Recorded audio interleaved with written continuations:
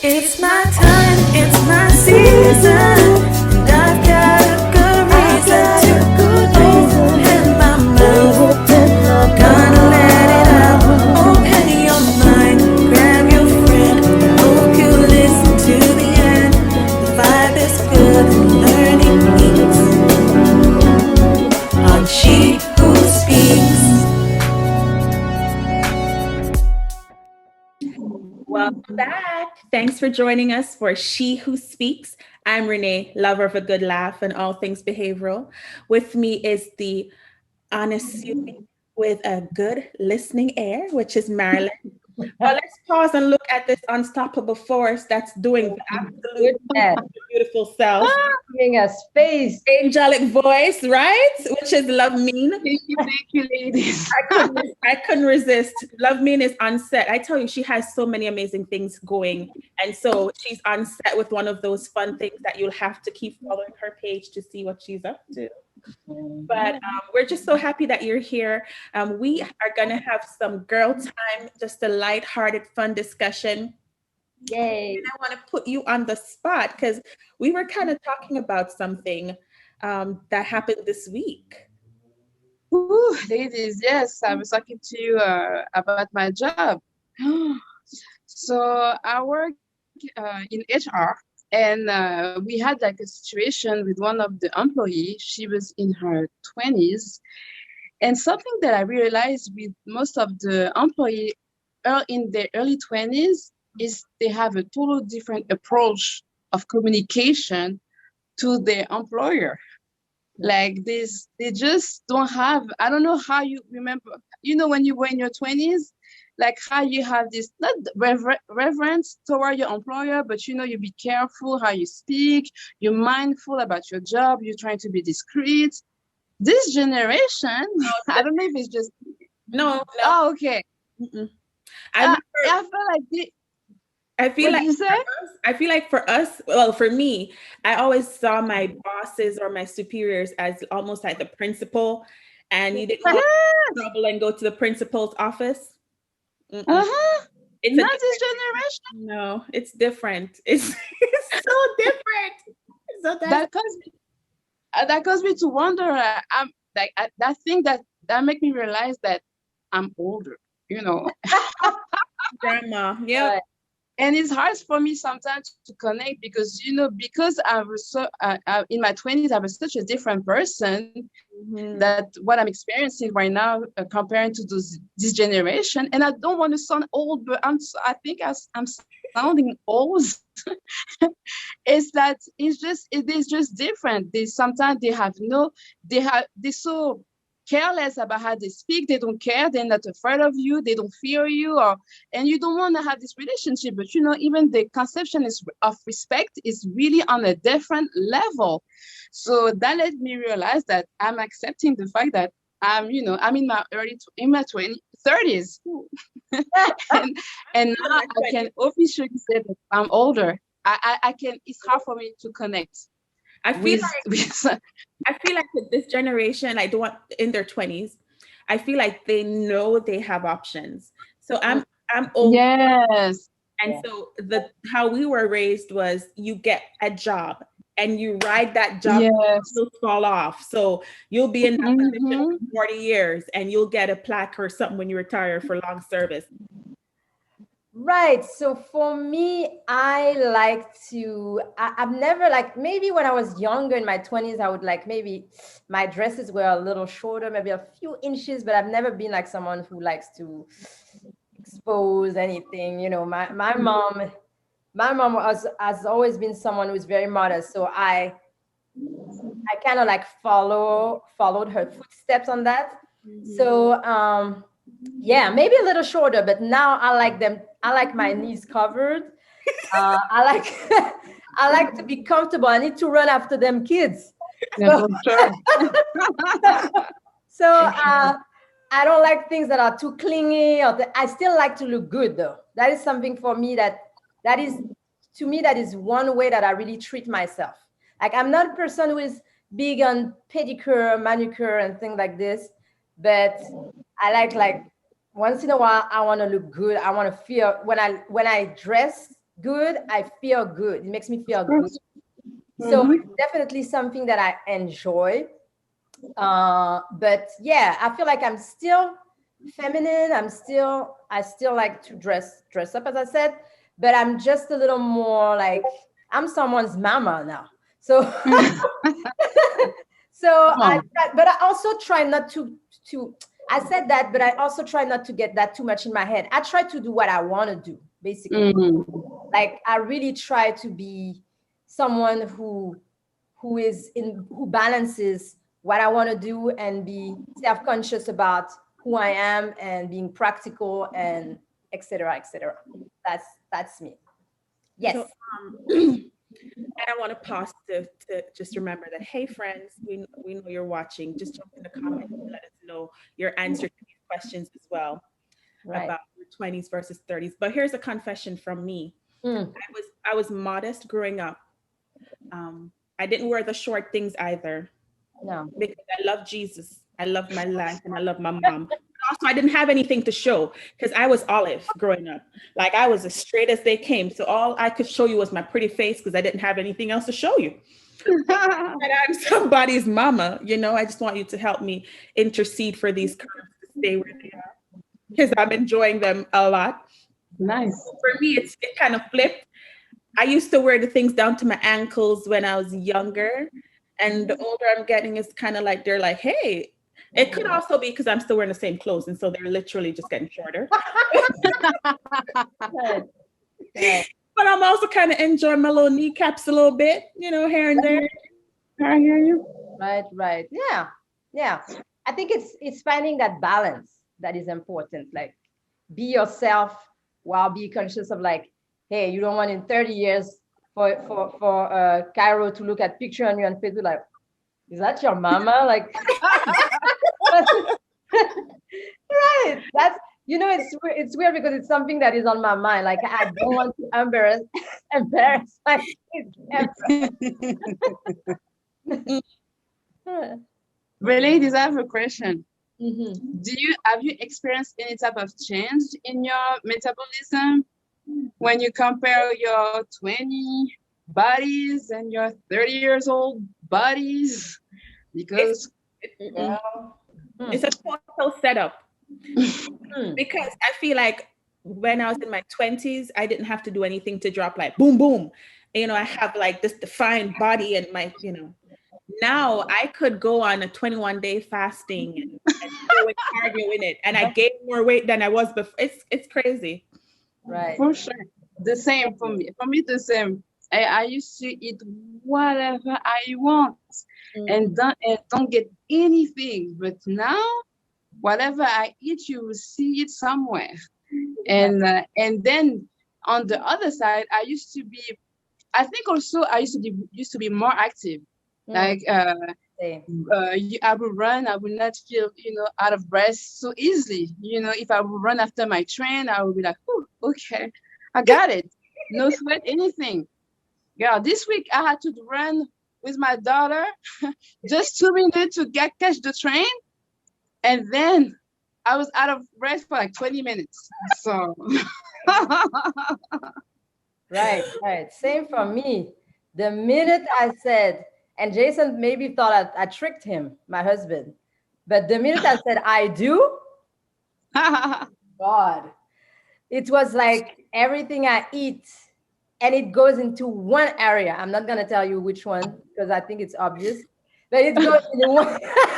It goes in one place, and just like no matter what I do, it just goes there. And like my wrist will forever stay this thin, but like midsection, have mercy. It's crazy.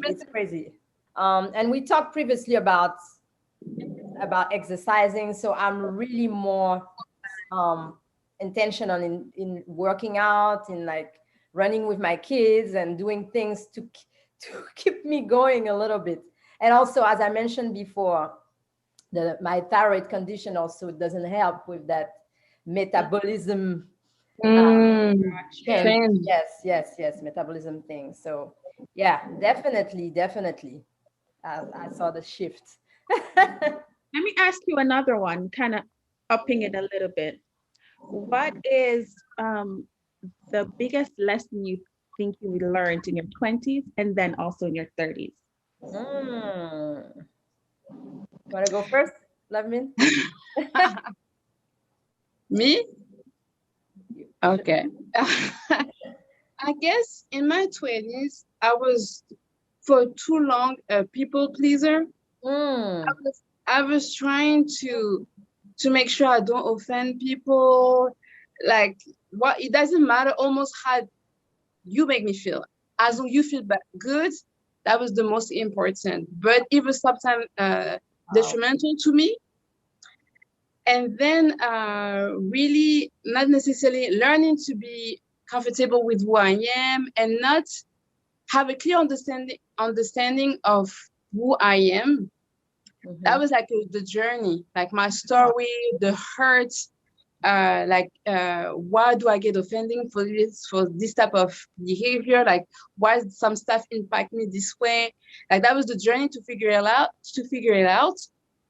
But it was like I was figuring things out. Compared to my 30s, something clicked when I turned 30. I remember it was like, this is who I am. I don't give anything about what you think. I've been this person for 30 years. If you like me, great. If you don't, I don't care. Like it really clicked, and I really and now it's fully there. I really officially don't care about what people think or that. My goal is to never offend people, so I'm always like trying to listen and learn and grow. But I'm not gonna. You're not shaping who I am. Like I don't know if it makes sense. Yeah. Like I'm not gonna let people opinion or no perception. Like no, I know who I am. I'm growing. I'm learning, but you're not gonna spread lie about who I am anymore, about my character or anything like that. Wow. And I'm determined on that. Wow. You know what, Lavmin? I would have never thought that would be something that you struggled with. Like looking at you and seeing how you know what you want and you go after it. And that is something that would have never crossed my mind about you. So it's interesting to see our journey and what we have in common. Sometimes we look at people and we're like, wow, I wish I could be like this, but you don't know that they've been through the same thing. So for me, this is exactly what I struggled with and what I'm still somehow struggling with currently.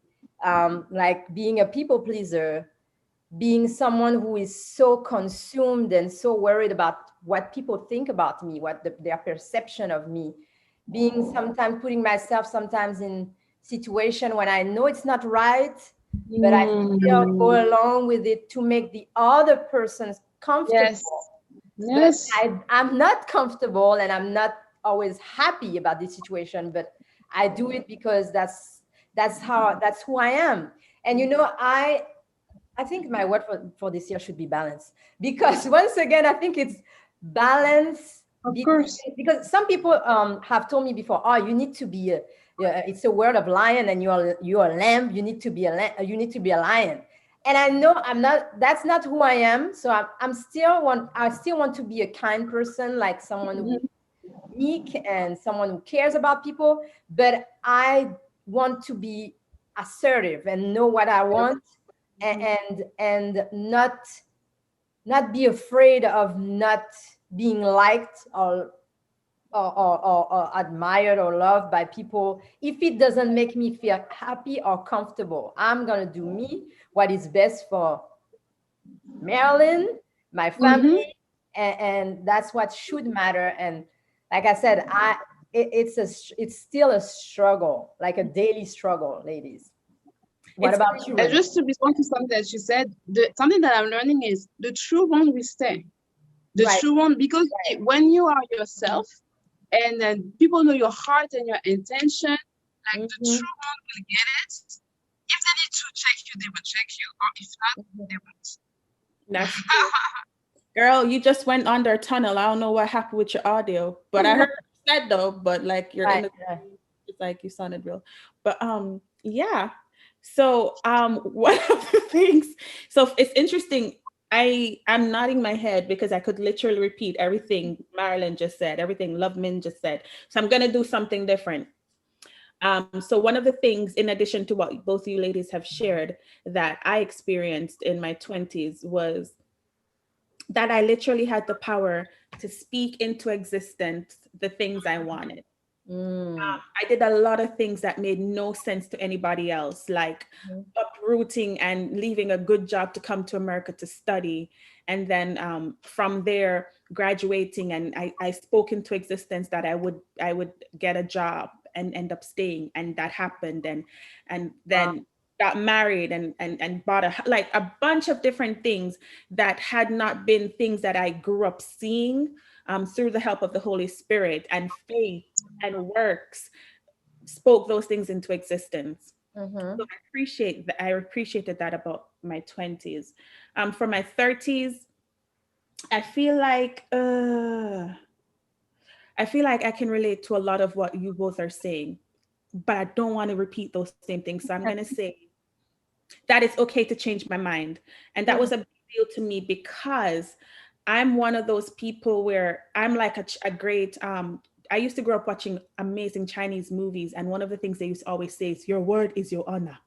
And I'm not Chinese, but whatever. Word being like, your word being your honor is huge for me. So if I say I'm going to do X, I'm bound to X. And because of that, there were things that I used to like before that as I grew and I changed, I no longer liked. And there would be this turmoil as I fought to reconcile my new things that I liked, that I like now that I don't like anymore, or used to like, whatever. It was just really hard for me. So one of the things that I had to make peace with, as trivial and crazy and nonsensical as it possibly could sound, was I can change my mind. Last week, I may have been a great fan of X, and this week I changed my mind. I don't like it anymore. And that's okay. It doesn't mean that I don't have integrity or I'm wishy-washy. It just means that I'm evolving. And as I evolve, things change, and that's okay. You know, something that I also like, that I'm one of the lessons that I learned in my 30s. Like when I was in my 20s, the pressure that I had to get married as my indicator of success. Yeah. Like I'm from a Haitian cultural background. So like when I turned 23, 24, my mom was looking at me like, girl, at your age, I had kids. So what's going on with you? And if I looking back, if I had more say, I think I would have waited later to have a better understanding of who I am and what I want, and go after my own inspiration before to include someone else in my journey. Not that marriage is a beautiful thing. I'm not saying that something opposite to that. But looking back, I realized that I had that pressure. My mom keep talking to me like if my eggs was about to dry so quick that I need to find somebody. So when the man was talking to me and I was like, okay, she's like, oh girl, do you think you have the luxury to wait that long? You better make a decision. And I don't feel that men have that pressure in their 20s. And I would like to talk about the double standard about men and women in the 20s compared to the 30s. I don't feel, I mean, I don't know if you agree with me. I don't think they have the same pressure. I 100% agree. I didn't really have that pressure growing up, but I did see it a lot. And I think I'm wondering if it's tied to the notion, especially in or Christian households and our Caribbean households where, women are the nurturers, the caretakers.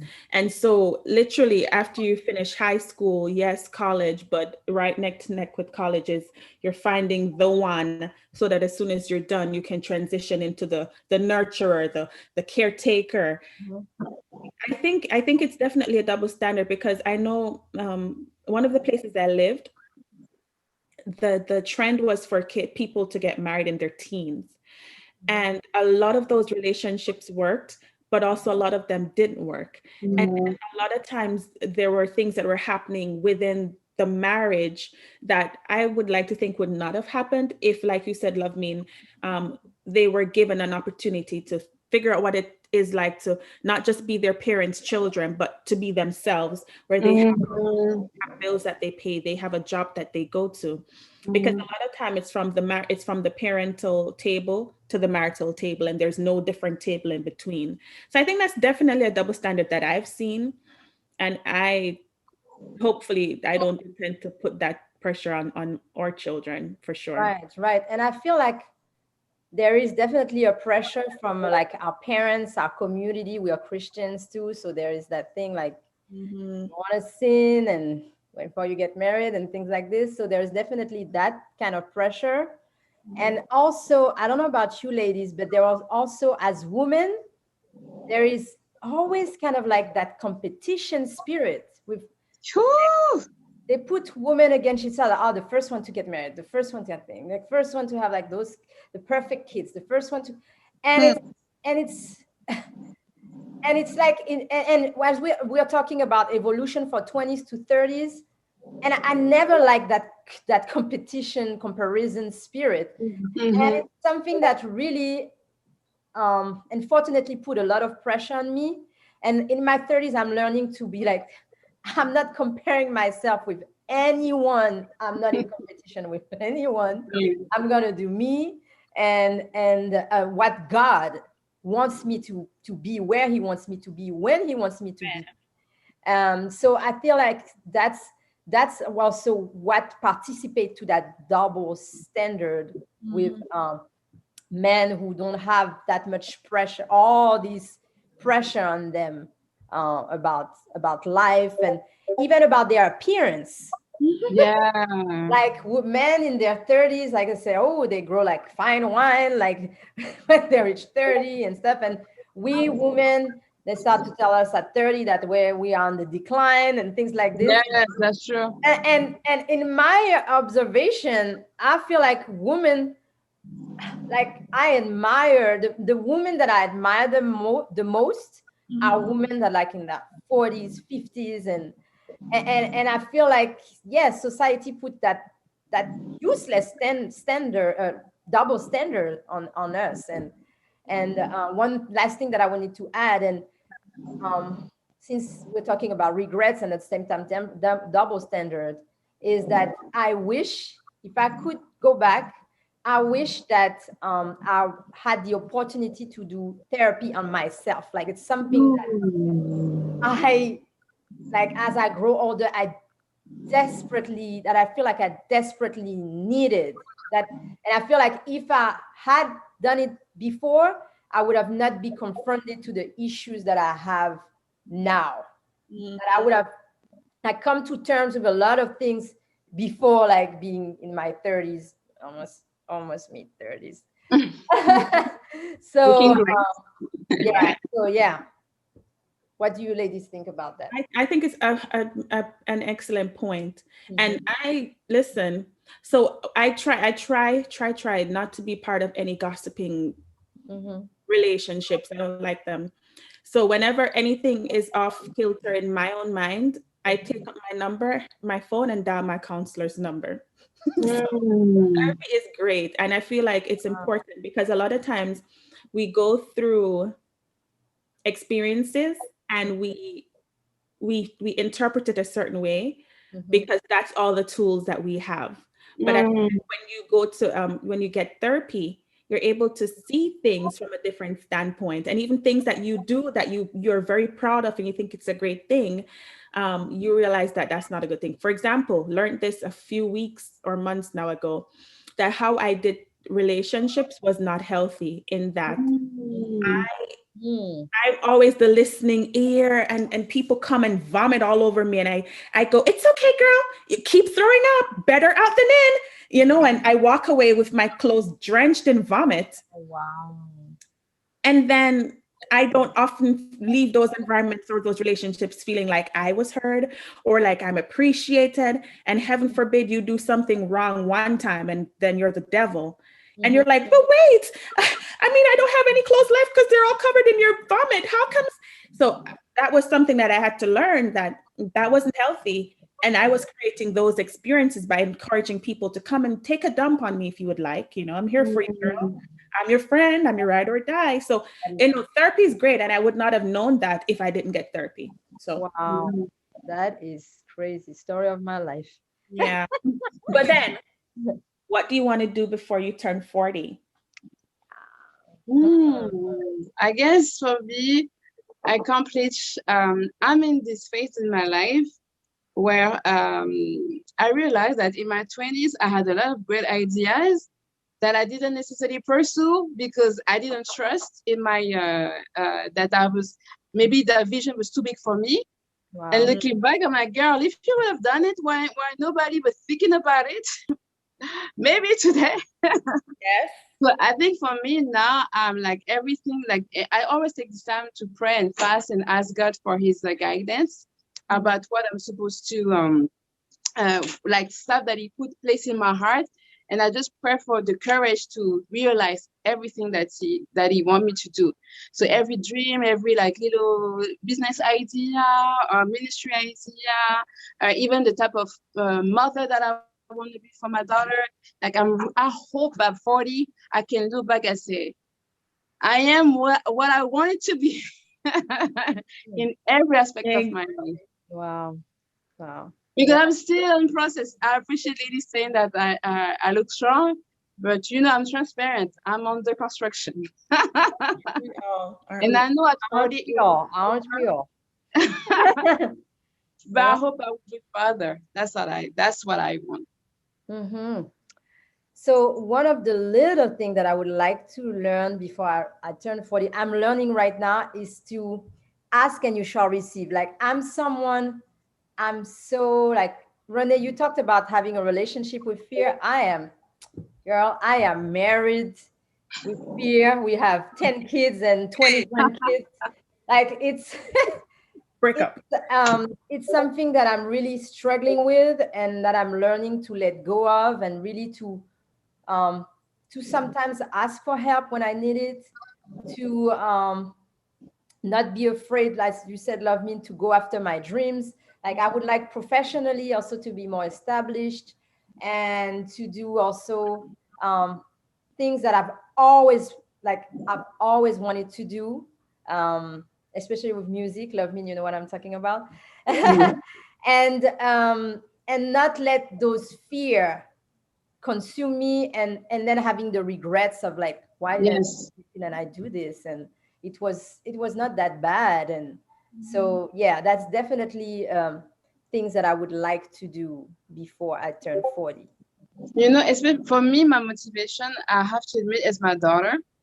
Thanks to therapy, there was a part when I had to write down my journey. Like I journal a lot, and there was a time I became mindful of the story that my daughter will read about me. Wow, yeah. You know, and I think now I'm at the stage that I'm like, I have to make sure that, you know, as much as possible, of course, you know, but I'm really mindful, like when she's going to read my journal or when she will hear about me, I hope that she knows that my mommy, she wanted to do this, she did it. My mommy, like, that's really my inspiration. My mommy, like, I don't want her to have the story of someone that she wanted to do it, but no, she wanted, she did it. Or if it is a but, it's because God told her to do something else or to adjust or to adapt.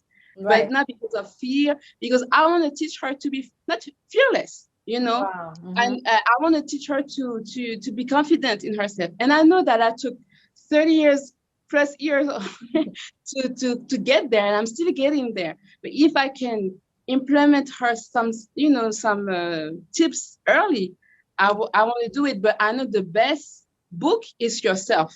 So I guess for me, that's my motivation for my 40s, because by then she will be in her, like, almost I don't want to think about it.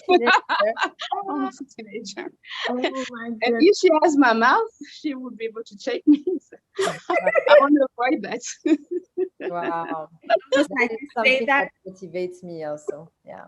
Yeah, you say that, and I'm like, whew, you could have ended there, but I'll share mine too in the spirit of sharing. So, similar to Love Min, I had a baby, and I started to look into the mirror, and to ask myself, what are some of the things I want to teach him? And then the Holy Spirit convicted me that I cannot very well, in good conscience, expect him to uphold any of these standards if I don't first live them out. So, um, every single thing that I started to think about, I've made accountability partners to live them out. So just kind of like you said, there are no excuses. And if I ever say, honey, this is what I've wanted to do all my life, I can show him that I've at least tried, you know, Yes.